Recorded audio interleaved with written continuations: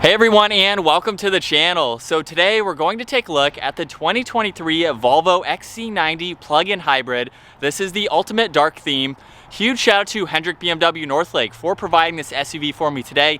Definitely take a look at their website. That link is down in the description. This XC90 is finished off in white. They have a starting MSRP just over $80,000, and this is powered by a 2-liter 4-cylinder turbocharged engine paired to that hybrid system along with the 8-speed automatic transmission. It pumps out 455 horsepower, 523 pound-feet of torque. That power is sent through the all-wheel drive system, propelling this 5,100-pound SUV from 0 to 60 in 4.5 seconds. It has a top speed of 112 miles an hour. It also has a fuel capacity of 18.8 gallons. You'll expect to see around 22 miles per gallon in the city, 28 out on the highway. This also has a total range of around 35 miles on just the EV system alone. It also has a wheelbase of 117.5 inches. Its overall length is 195. It has a width of 79.1 and a height of 69.9 inches.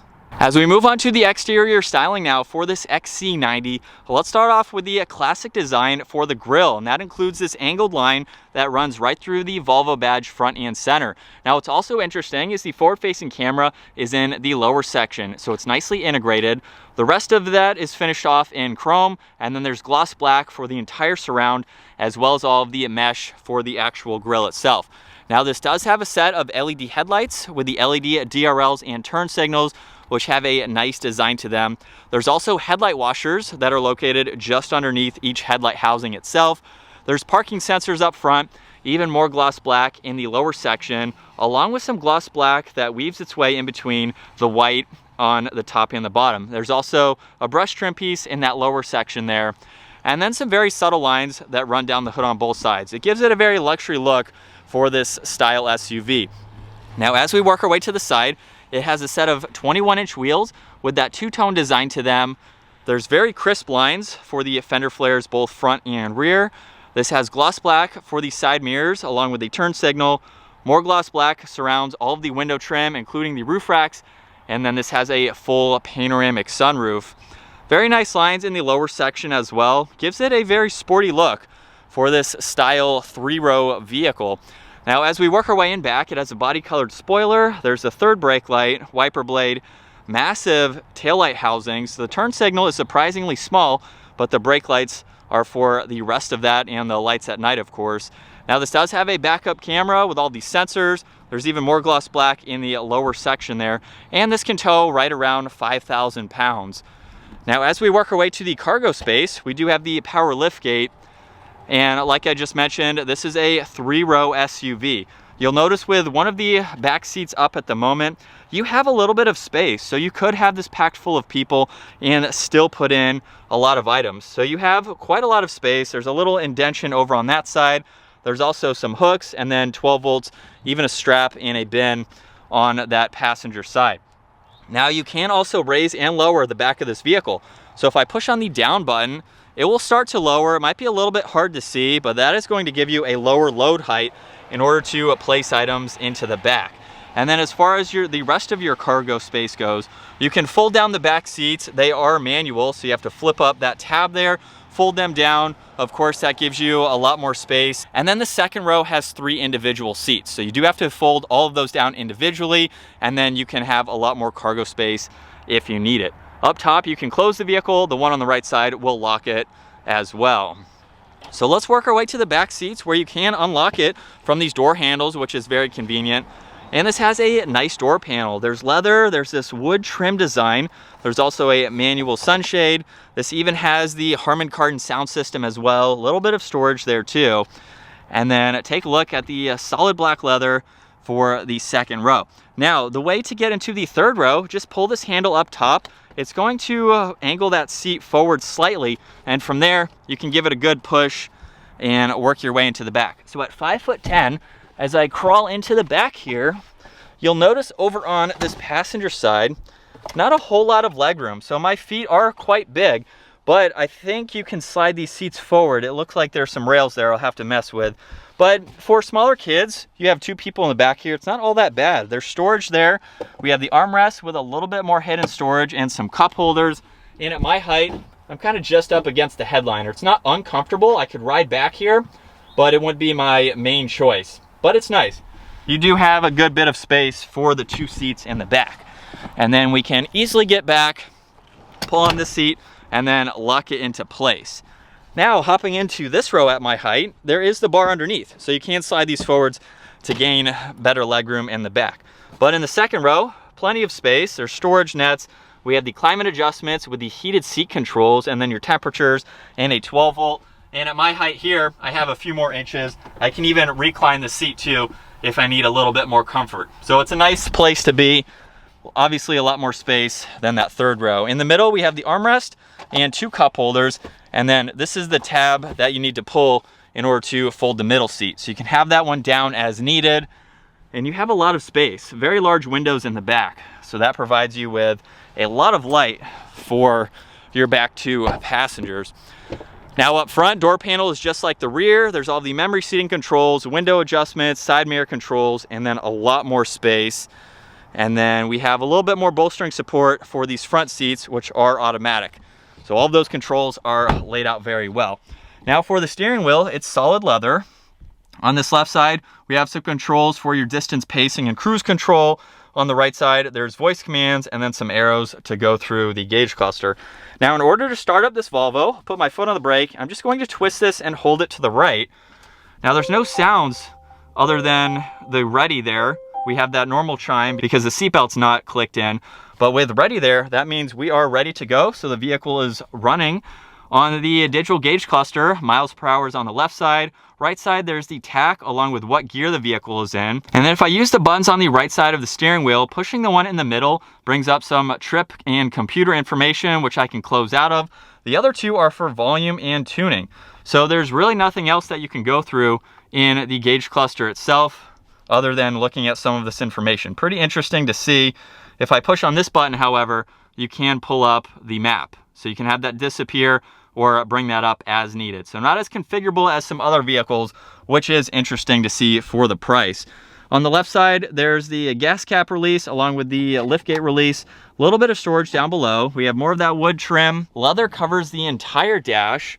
And then looking at the infotainment system, for the screen that we're on right now, you can get into your map, audio, phone, and your car status. You can look at your oil, go into your service there when it's recommended.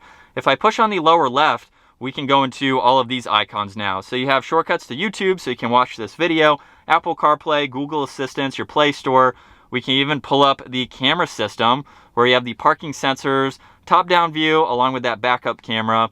We do have shortcuts to get into your heated seats as well as your climates. So just push on those to go through all this information. And then there's even settings you can go into as well for your driving, your sound, everything else that you would like to set up. If we push on the button down below, this is how you can get back to the home screen. You can even swipe down too to look at some more information. Not a whole lot of info. It does take a little bit of time to get used to, but it's easy to use once you figure it out. Air vents are on both sides. We have power and volume for the radio in the middle, along with tuning, some other defrosters. And then down below, a little bit of space. You have some on that one side, and then you can close that up as needed. There's 2 cup holders with a lot more space and a 12 volt. And then looking at this see-through shifter, I'll just push it forwards. There's no release on it anywhere, so you're just pushing it forwards and backwards. Back is going to be for drive, and then we have park just behind that. Now we have the engine start stop button along with auto hold and the e-brake. A little bit of space along with a 12 volt, and then to open up the glove box, simply push on this button and that will release where you have a good amount of space. Now up top we have the rear view mirror along with all the dome lights as well as the controls for that sunshade and that sunroof. And as far as visibility goes, even with that third headrest there, you still have a good bit of visibility looking over both shoulders. As we set off now behind the wheel for this Volvo XC90, we don't get to review a lot of Volvos, to be honest. So it's been a few years since I've been behind the wheel of a Volvo, and when I saw this is a top trim level for this 3-row SUV, I figured I had to check it out. And then when I saw the performance figures for this Volvo, that got me a lot more interested in this vehicle. So I haven't really found any driving modes, anything like that. This seems like more of a simple interior as far as all of that goes. All of the hybrid system seems to just go on in the background. You can put it in another mode though, B, which I just found out, and wow, actually goes side to side for the gears. That is interesting. I did not realize that. So technically you can change gears by shifting left and right. Most vehicles is forwards and backwards. So that's pretty cool. B also allows this with the regenerative braking to charge that hybrid system even more. So while this is a plug-in hybrid, this will charge as you drive it, so that way you can still keep those miles going when you're away from home, and then when you get home you can charge it. If I want to go back to drive, I'll just push on that one more time, and you cannot shift and drive, so it's just in the B there. But let's slow down just in normal setting, give it some gas. It's got some pep to it.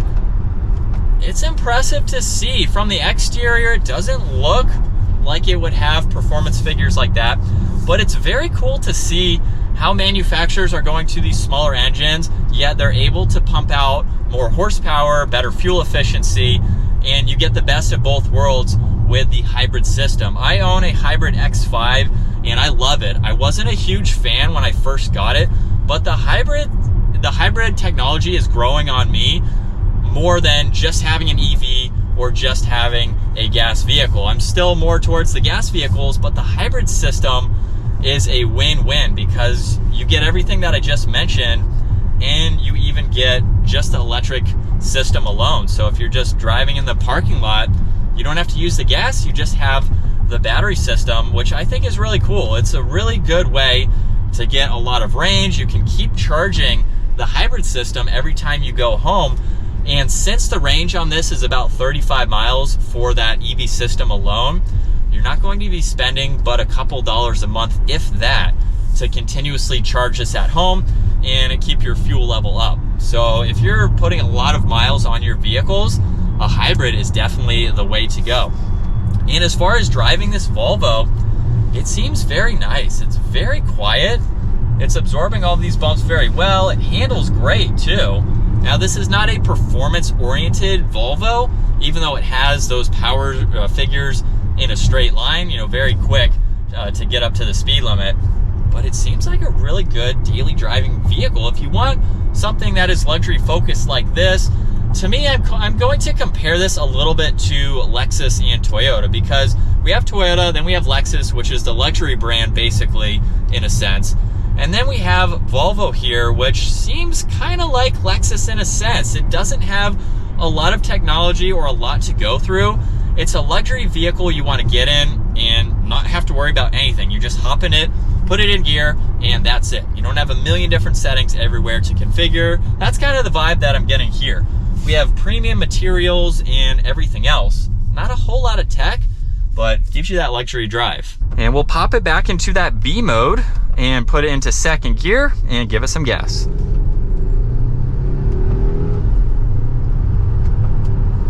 Definitely pretty quick feeling. It's not sluggish by any means, especially with how much this SUV weighs.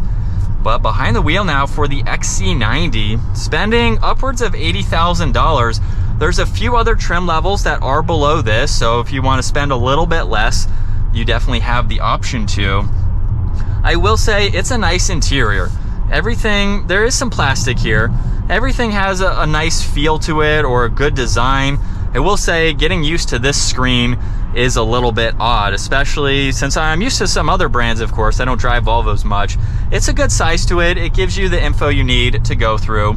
Very simple too. So if you're not looking for something overcomplicated, that's what I feel that you get behind the wheel of this Volvo. So you get the luxury drive, you get the simplicity of it, you get a really nice vehicle, something that's got some power to it, and definitely a lot of practicality being a 3-row SUV. You can tow with it, so it's nice. If you want a luxury brand like this, I really don't have anything negative to say about it. I'm not in these often, so if you do own a Volvo, comment down below. Let us know if there are any negatives to it.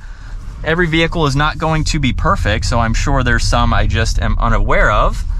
We have a tight turning radius, and then with my foot on the gas, we are back up to speed. Very quick, very quick. That's going to wrap it up though for the Volvo XC90 plug-in hybrid ultimate dark theme. Once again, huge shout out to Hendrick BMW Northlake for providing this for me today. Check out their website. Also give this video a huge thumbs up if you enjoyed it, and consider smashing that subscribe button so you don't miss out on our daily uploads. I will see you all in the next video.